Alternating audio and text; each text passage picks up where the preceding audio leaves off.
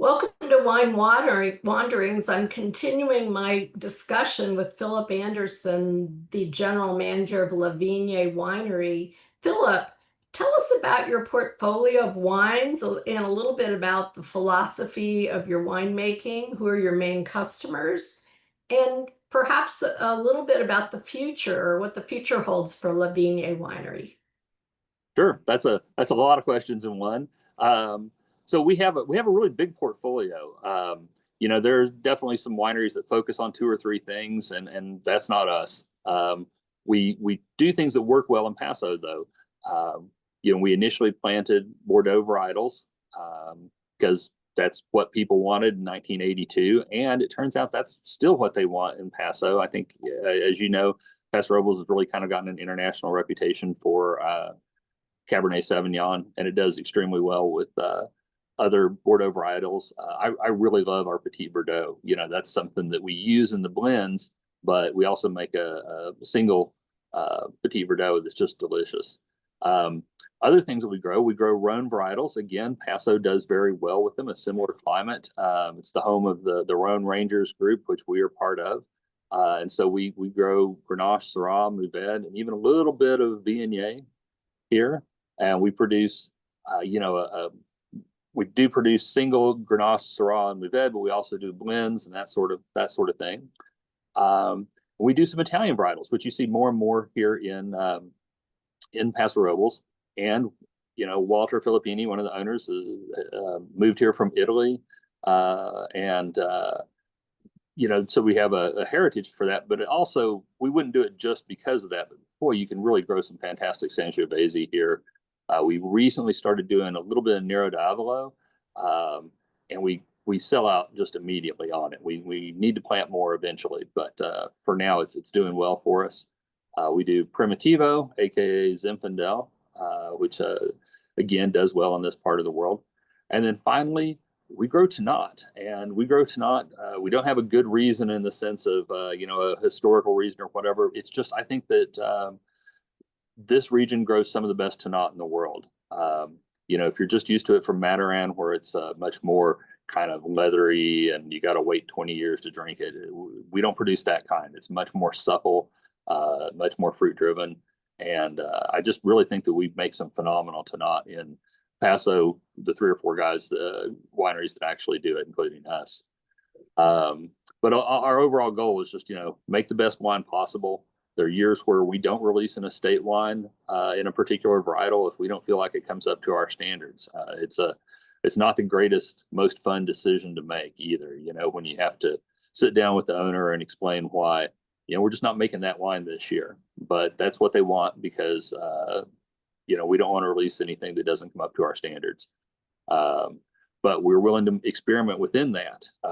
We've used dried stem inclusion. We have a wine that we call Amharone that is very similar to an Amarone. We use Corvina, and we dry the grapes out for weeks before we press them. So of course we don't get a lot of juice from those, but we make a really cool wine with it. Let's see.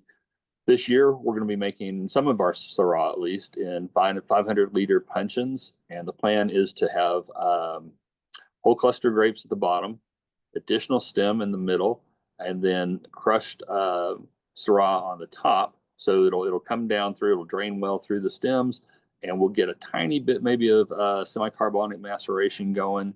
But I think it's going to be really cool. We'll see. There's always risk to experimenting, but I think that's going to be really good. And we're also going to make a Paquette this year. I don't know if we're going to make the Paquette to release.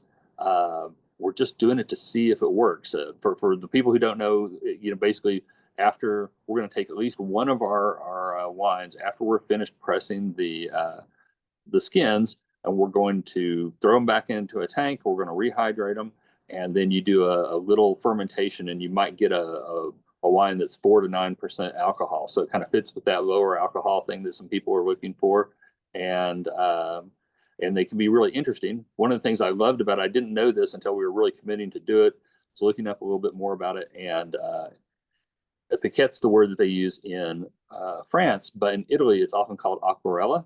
and one of our vineyards is named Aquarella. So I'm going to make sure that the grapes that we use for that come from the Aquarella vineyard. So it could be Aquarella di Aquarella, which will be fun. What else? Where are our wines? Most of our sales are in California. We do a lot here at the winery. We have wine and cheese pairings because the owners import cheese from around the world and distribute it. And so that's a big focus what we do, and brings out a lot of people. And we have lunches on Saturday and Sunday. And so we have a lot of people out here, and that's how we sell a lot of wine. But we also sell wine in a half dozen states, Pennsylvania, Maryland, Virginia, DC. We are working on Texas. I have a shipment of samples going out to a distributor in Texas today. So we'll see what happens there. Long term, and of course you can buy our wines online in most states. There's always those few you can't ship to, but we generally are able to ship to most states. Long term, we've been farming sustainably for a long time. It's an important part of what we do. It's a family business in the second generation now, and working with the kids who are adult now, will be in the business eventually. And but we want to go ahead and get certified sustainable. So we're looking at SIP certification, and that's something we'll be doing. And I have an eye towards organic production. The next batch of planting we do is going to be done in an organic fashion. And overall, our long-term plan is just to increase the quality of our wine, and to increase our distribution so that we're in a few more states where people can find out about us. That's a pretty ambitious goal, but that's what we'll do. Well, it sounds like some very good growth future for La Vigne in several different areas. And thank you for joining us on Wine Wanderings. Thank you so much for having me.